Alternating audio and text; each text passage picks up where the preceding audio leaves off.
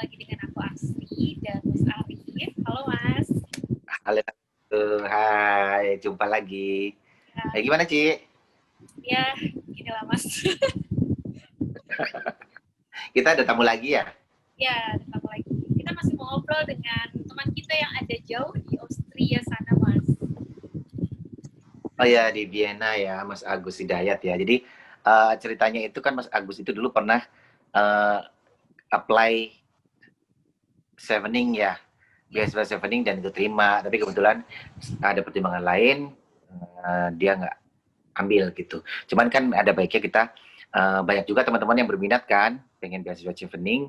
Kita nanti korek-korek info aja dari beliau. Kita undang aja, Ci. Iya. Nah, Mas Agus ini di Vienna ini lagi menyelesaikan PhD-nya ya, Mas? Di PhD International Business Taxation. Oke.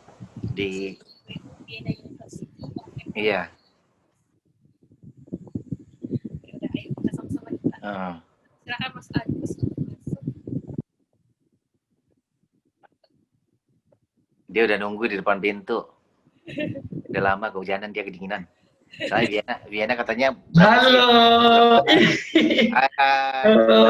Pasnya sama. Mas Arif, Mbak Asri, iya. Pakai biru ya? Sama kita. Ya Allah, ternyata. Sehat, Mas Arif, Mbak Asri. Alhamdulillah. Gimana kabar Vienna? Vienna hari ini lagi cerah, alhamdulillah. 3 hari hujan terus, dingin.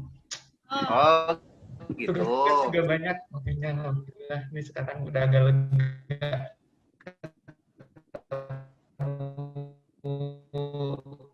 Mas Arif dan Mbak Asri seneng banget. Iya tadi tuh sebelum ini kita udah pernah terima beasiswa Chevening ya. Kita nanti mau nanya-nanya gimana sih prosesnya, kemudian kenapa sih milih Chevening dan sebagainya lah, nanti kita ngobrol-ngobrol.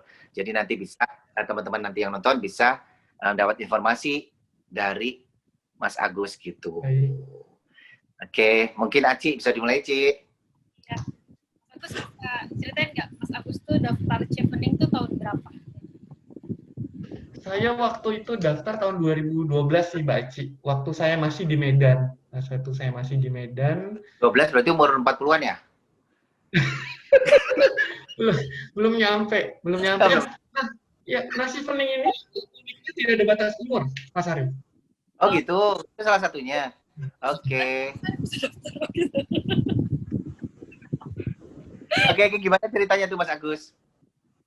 Cerita apanya nih Mas Arif? Cerita awal-awal kok. Gue pengen apply Chevening gitu. Kenapa pilih apply Chevening ya? Karena memang Chevening ini kan untuk beasiswa S2 ya. Jadi memang Chevening hanya untuk S2, tidak ada untuk S3. Jadi, dan itu udah hanya di Inggris gitu. Jadi saya mikirnya dulu kan universitas-universitas terbaik tuh selain ada di Amerika juga ada di Inggris. Gitu. Jadi kayak ya Cambridge, London School of Economics, kan saya pingin banget tuh waktu itu di situ. Gitu. Buat kita gitu. Baru nah makanya saya pingin apply S2 ke Inggris melalui Chevening ini, dan dia itu fully funded scholarship.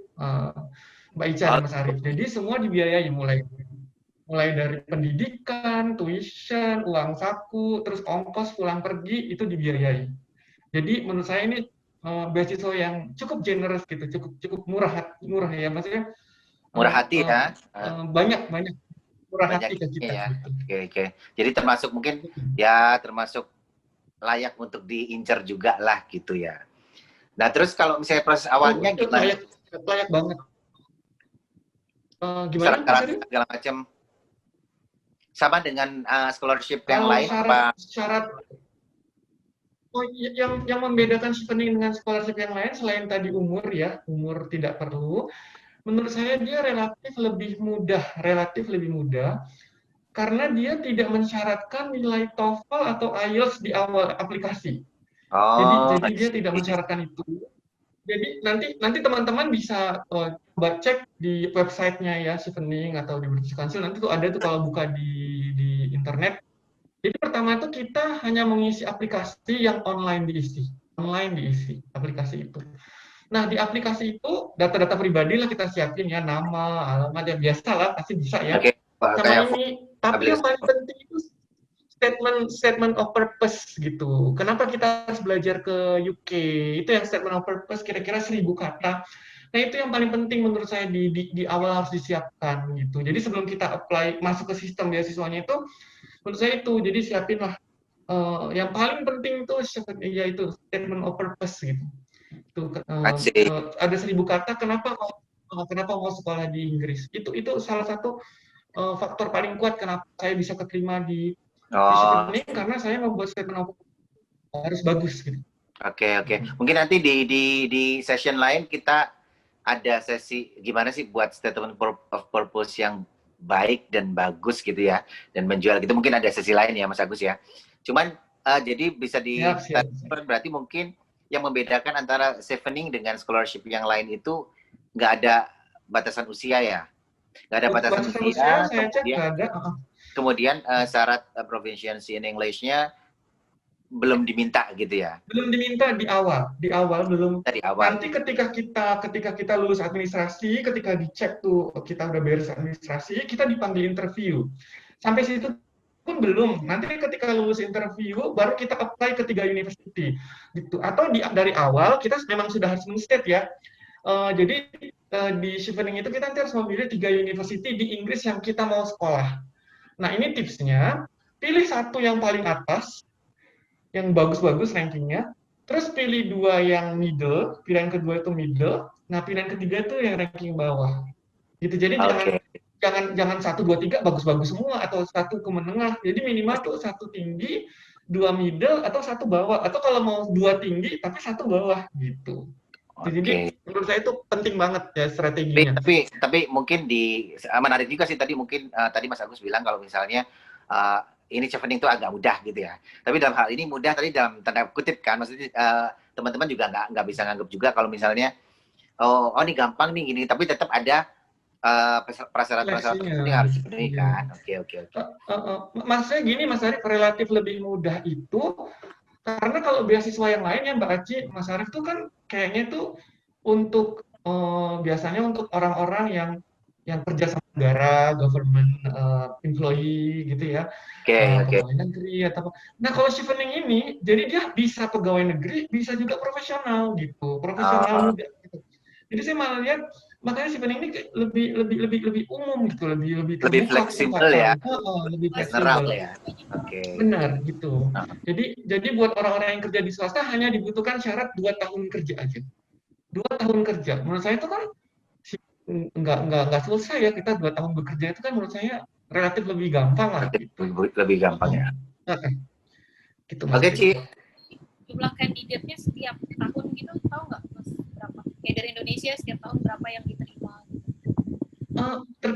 Itu nantinya naik turun sih Mbak Aci, tergantung donornya juga ya gitu. Ada yang 60-an pernah 50-an gitu ya. Gitu. Jadi tergantung ya, kuotanya ya. Tergantung kuota dana dari mereka kayaknya sih. Kalau misalnya AS kan tiap tahun kayaknya hampir sama ya. Dulu 500, 450, 500 kemudian itu kayaknya hampir sama. Cuman kalau misalnya Chevening ini juga sebenarnya menarik sih, maksudnya Chevening ini kan khusus dibuat University Inggris ya. UK ya benar, hanya UK. Tadi Mas Agus bilang berarti kita harus jeli juga untuk memilih itu pada saat apply ya. Kita harus menentukan university itu. Iya. Nah, itu gimana Mas Agus dulu caranya cari uninya? Cari uninya ya. Jadi pertama kan kita pasti tahu jurusan kita apa dulu ya. Kita maunya apa. Ya. Jadi dulu waktu saya dulu apply Chevening, saya maunya accounting and finance. Karena kan saya dulu S1-nya accounting. Nah, saya cari aja universitas mana yang ada departemen accounting or finance gitu. Dapat tuh kan, dapat. Nanti baru saya lihat di ranking Mas Arif, Mbak Aci, di ranking mana kampus yang bagus-bagus kan itu ada tuh di QR Journal, di mana tuh banyak tuh ranking universitas terbaik di Inggris gitu. Nanti dari situ kita akan ketemu kampus mana yang kelas 1, yang lapisan atas, lapisan menengah, sama lapisan paling bottom, paling bawah. Gitu. Itu milihnya memang 3 ya? 3 dikasih kesempatan waktu zaman saya 3. 3, makanya saya bilang hati-hati, jangan kita apa namanya sesuai selera mau yang atas-atas terus. Jadi nanti karena begitu kita lulus, kita harus apply ke kampus gitu. Dan dikasih waktu kalau nggak salah setahun, zaman saya dulu ya, setahun atau 8 bulan itu harus dapat. Jadi menurut saya jangan kita nanti kebablasan, udah dapat fundingnya, nggak dapat kampusnya karena kita milih yang bagus-bagus gitu. Sayang ya, oke. Sayang gitu. Nah, terus kalau itu kan proses administrasi pertama. Kemudian setelah administrasi itu lolos, terus ada apa lagi? Nanti ada timeline-nya sih Mas Arif, ya ada timeline-nya. Tapi biasanya setelah administrasi lolos kita dipanggil interview. Nah itulah menurut saya rasa kalau administrasi mostly semua lolos lah ya. Mungkin. Selama statement of purpose-nya bagus. Statement of purpose-nya bagus itu nanti dipanggil shortlist candidate. Jadi ini nggak semua juga bisa dipanggil. Nah kebayang tuh dulu Mbak Aci, Mas Arif, saya tuh jauh-jauh ya dari kampung, dari Medan gitu ya ke Jakarta. Kampungnya. Aduh, kayak orang mudik ke kota gitu ya. Orang mudik gitu. Zaman saya dulu tuh interviewnya di BEJ gitu kan. Oh, I see. BEJ di mana aja saya nggak tahu waktu itu ya. Jadi maksud saya gini ke teman-teman, jangan minder, jangan rendah diri. Dari manapun kita berada, insya Allah kalau memang kita mempersiapkan diri, nah untuk interview itu insya Allah kita bisa gitu. Dan saya lulus gitu. Oke. Nah itu kan kita udah melangkah nih ke tahap interview nih.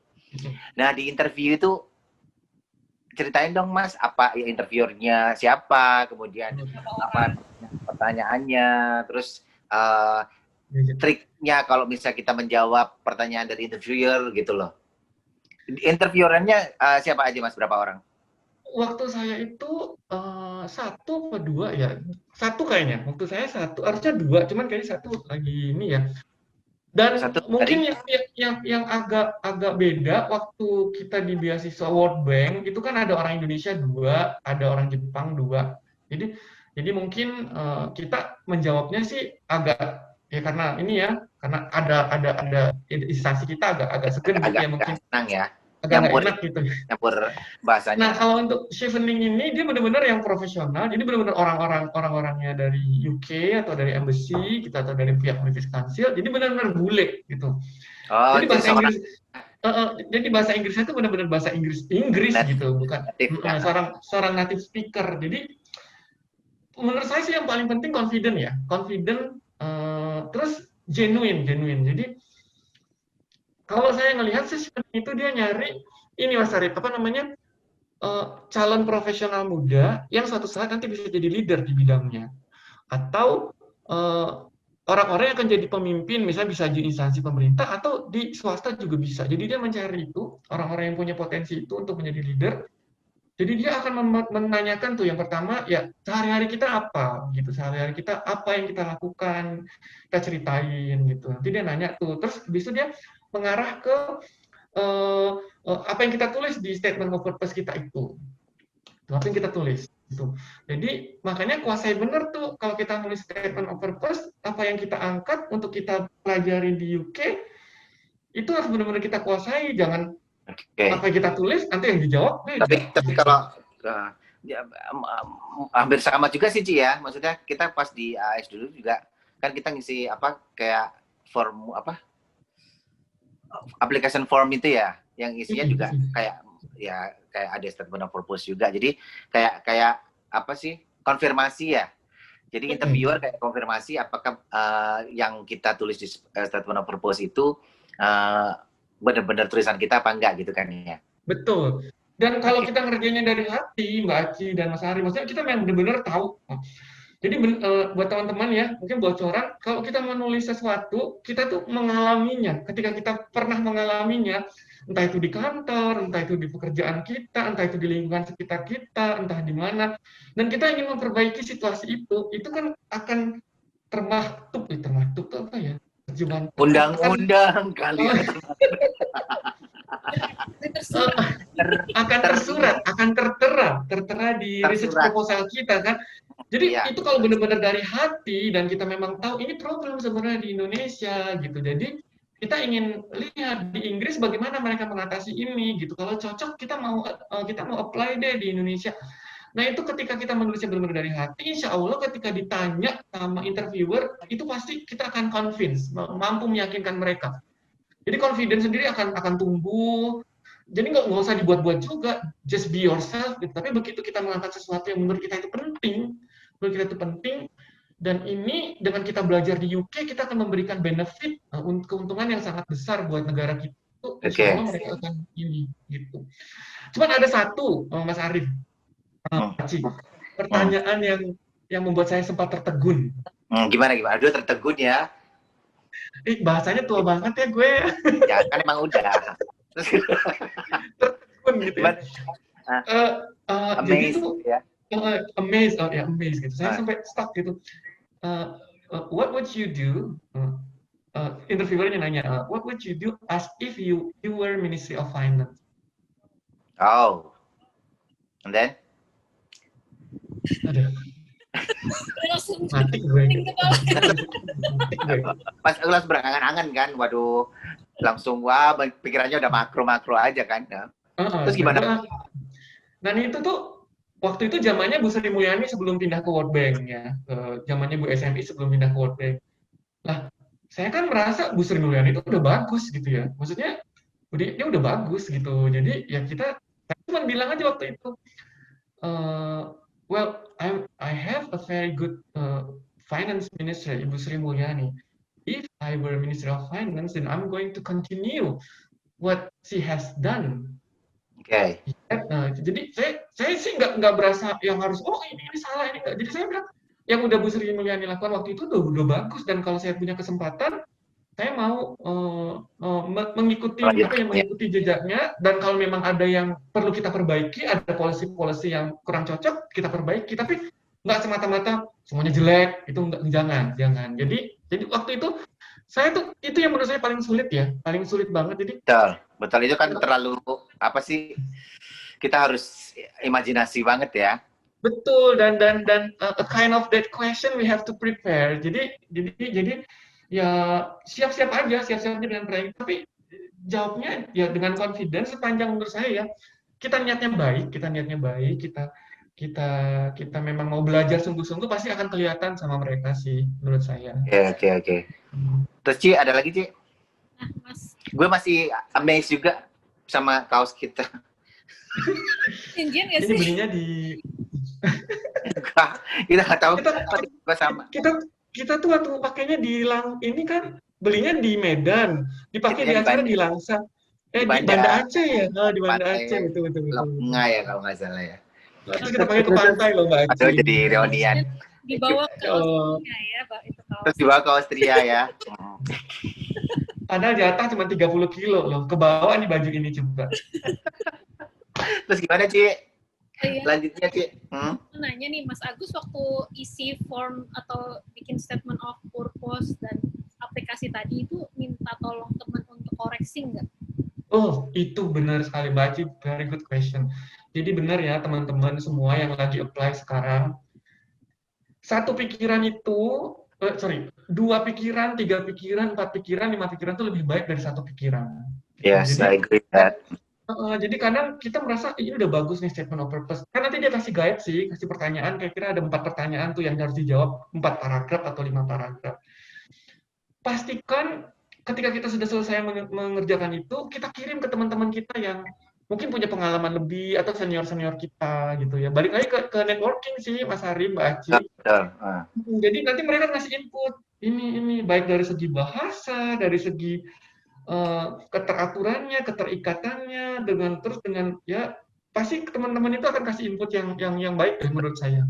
Jadi itu poin penting juga ya Mas Agus ya. Jadi apapun yang kita tulis di statement of purpose memang sebaiknya ada teman-teman juga yang at least apa sih koreksi walaupun kontennya lah, apa bahasanya lah, apa gimana gitu ya. Iya, jadi, baik dari konten ke bahasa, benar Mas Adi. Oke. Terus pas di itu kebetulan Mas Agus habis keterima terus ituin di uni mana? saya agak nakal sih ya. Jadi mungkin di video saya yang pertama udah saya ceritain ya. Jadi saya tuh simultan, jadi keterima di World Bank, keterima juga di Chevening gitu. Jadi Oh, ya, nakal tak, sih tak, memang. nah, gitu. Apa? Jadi saya waktu itu milih ya, pilihan pertama itu London School of Economics, itu yang tinggi ya. Baru yang kedua itu kalau nggak salah Birmingham, mungkin agak middle, University of Birmingham. Yang ketiga itu Bradford University, jadi itu rankingnya bawah. Gitu. Oke. Jadi Mas Arif, saya belum sempat apply ke uninya, tapi saya udah dapat fundingnya gitu. Oh, jadi berhenti sampai pas tahap lolos interview berarti ya? Nah, ketika lolos interview dapat funding, jadi disuratin kita kamu lulus ini segera kamu apply ke 3 university ini gitu. Jadi tapi menurut saya itu yang paling berat ya ketika kita sebetulnya kan kalau kampus tuh ya paling berat menurut saya itu funding. Ketika kita punya duit kan kita mau sekolah di mana aja gampang ya gitu. Maksudnya ini anak udah punya duit gitu, udah ada yang mau bayarin. Nah, tinggal Nah, milih sekolah gitu. nah. Oh, jadi itu pengalaman yang sebenarnya teman-teman juga apa sih? Chevening itu sebenarnya nggak begitu apa ya ngomongnya ya? Dibilang susah. Yang dari persyaratan awal tuh kayaknya udah menarik duluan gitu ya. Soalnya apa? Lebih Soalnya karena nyaman, lebih lebih ini. nyaman Ya. gitu ya. Soalnya kenapa? Oh, Karena ya tadi itu yang English proficiency-nya nggak dibutuhin di awal. Kemudian betul. apa sih batasan usia juga nggak ada. Cuman ya di sini kita bukan berarti apa sih mengecilkan scholarship yang lain juga gitu. Ini mungkin sebagai alternatif aja sih buat teman-teman yang pemburu beasiswa gitu ya. Benar, kan kadang-kadang masalah budget juga ya Mbak Aci, Mas Arief. Kadang-kadang kan kita, apalagi sekarang mau tes IELTS saja minimal tuh hampir 3 jutaan, Dua setengah. 2,8, 2,7 kan gitu kan. Oke. Nah, Jadi ya kadang-kadang kan agak berat juga gitu. Tapi kalau misalnya kita udah dapat fundingnya, kan semangat nih mau ambil tes IELTS gitu kan, ya. atau mau ambil IBT kan, gue udah punya duit nih gitu. Oke. Kita masih ada waktu Tapi- untuk improve ya. Kalau nilai kita masih kurang gitu. Kalau kurang skornya. Tapi gini deh, Mas Agus, aku penasaran juga nih. Kan kita kan di awal kan nggak minta itu ya, proficient in English itu ya. Nah, terus gimana cara mereka membuktikan kalau misalnya English kita itu udah memenuhi syarat gitu? Dari statement of Tesnya purpose, pas Mas Arief. Oh, Dari Maksudnya statement of purpose, nggak ada tes dari lanjutan lagi gitu, nggak ada? enggak. Jadi dari statement of purpose itu kan ketahuan nih anak-anak bahasa Inggrisnya bagaimana gitu kan. Walaupun sebetulnya bisa tersamarkan juga ketika kita minta bantuan teman-teman tadi ya gitu. Cuman kan itu jadi resiko buat kita kalau misalnya English kita pas-pasan, karena waktunya kan nggak lama ketika lulus sama untuk apply ke uni yang dituju itu kan nggak lama juga gitu. Jadi kita Tapi memang maksudnya udah harus siapin, tetap di uninya kan ada syarat itunya kan. Tetapi kan itu nanti kita daftar setelah kita lulus, pasti nggak mesti di awal. Oh, yang pasti dapat. Nggak, maksudnya di uni itu kan ada persyaratan itu juga kan? Ya karena ya, jadi karena memang uninya mensyaratkan, makanya kita ambil tes itulah gitu. Oh. Tapi kan nggak di awal, misalnya kan kadang-kadang ada funding-funding yang di awal sendiri udah ditentukan tuh. Betul. Harus tesnya segini lah. Kita belum lulus aja udah harus. Kan takutnya gitu, misalnya let's say University A gitu ya. Dia mensyaratkan untuk misalnya IELTS 6.5 gitu ya. Tapi ternyata di seiring perjalanannya kita nggak nyampe IELTS segitu, terus gimana tuh? Biasanya angus, Mas Ari. Nggak apa? Oh, nggak bisa ganti kampus yang makanya ini Mas Ari, tadi itu saya bilang harus 3 uni itu pilih yang tinggi, yang middle sama yang lower. Yang lower tuh biasanya 6 boleh gitu, 6 boleh. Betul. Jadi mungkin yang lower 6 boleh, yang middle 6,5 boleh. Nanti yang higher tuh yang 7 gitu. Jadi bermain strategi di situ. Jadi jangan kita sok-sokan, mau yang bagus-bagus, mau yang ini, ternyata ini nggak dapat jadinya, sayang banget gitu Mbak Aci, Mas Arief. Kita udah jembalitan ya. Terus ada lagi Ci? Chevening ini setelah kita studi itu kayak ada apa sih? Kayak harus misalnya 2N+1 nggak, Mas? Kayaknya enggak, cuman kalau dari Chevening-nya saya baca terakhir syaratnya harus balik ke Indonesia kerja gitu. Balik Indonesia. Tapi kan terserah kita mau kerja di mana gitu. Kecuali kalau yang teman-teman yang memang public employee, pegawai negeri kayak saya, kan memang ada aturan kalau misalnya udah sekolah, pulang harus kembali ke institusi. Tapi kalau Kayak buat kita teman-teman gitu yang ya. profesional mah bebas-bebas aja, yang penting balik ke Indonesia kan gitu. Minimal 2 tahun kalau nggak salah deh. Jadi menurut saya ini beasiswa yang paling nggak ribet ya. Dari sisi ininya yang menurut saya sih teman-teman yang profesional, yang swasta, yang mungkin fresh graduate udah 2 tahun kerja bosen gitu ya, udah ini pengen ini mungkin bisa apply. Tapi kuotanya dikit ya Mas ya? Tahun saya tuh tergantung sih Mas, jadi pernah sampai 100, tergantung dananya ya, tergantung. Tergantung mereka ya. Cuman gini sih Mas Arief, saya yang orang dari Medan, ibarat kata orang kampung lah ya gitu, Iya sih. bisa Iya. lulus gitu. Maksudnya mengalahkan teman-teman yang di Jakarta kan gitu kan. Tuh, jadi menurut saya ya equal chance, jadi semua masing-masing punya kesempatan. Coba ada kesempatan juga ya. Jadi ya buat teman-teman scholarship hunter ya, tetap berjuang dicari-cari alternatif apa saja, banyak kok scholarship kita, diantaranya Chevening ini, jadi ya bolehlah dicoba gitu. Silahkan dicoba, serius benar-benar, insya Allah punya kesempatan untuk sekolah S2 di UK ya, United Kingdom. Keren-keren loh kampusnya. Iya ya, oke. Ya wes lah Ci. Ya, udah cukup nih. Udah banyak cerita juga, udah cukup, udah lumayan inilah tercerahkan. Instagram atau ada final statement Mas Agus? Untuk Chevening, teks administrasinya penuhi, tapi menurut saya poin paling penting di statement of purpose sama saat kalian wawancara. Siapkan di dua titik itu, ya. Jadi sambil cari-cari kampus ya, as if kalian udah lulus gitu. Jadi sebelum apply itu udah kepikiran mau kampus ini, dan fokus di statement of purpose sama wawancara. Oke. Ya wes Ci, terima kasih banyak Mas Agus pencerahannya hari ini. Nanti kita jumpa lagi di lain kesempatan dan lain topik. Oke Ci. Makasih Mas Ari, makasih Mbak Aci, sehat selalu ya. Jangan bosan-bosan ya. berkolaborasi dengan saya. Saya senang karena di tengah tugas-tugas dari Vienna, saya senang banget ketemu sama Mas Ari dan Mbak Aci. Ya, dan teman-teman semuanya. Pokoknya kita kalau bisa share informasi sebanyak-banyaknya buat teman-teman lah. Benar. Tentang scholarship dan sebagainya gitu. Oke, terima kasih Mas Agus ya. Sharingnya untuk kali ini. Terima kasih. Bye. See you. Assalamualaikum. Waalaikumsalam.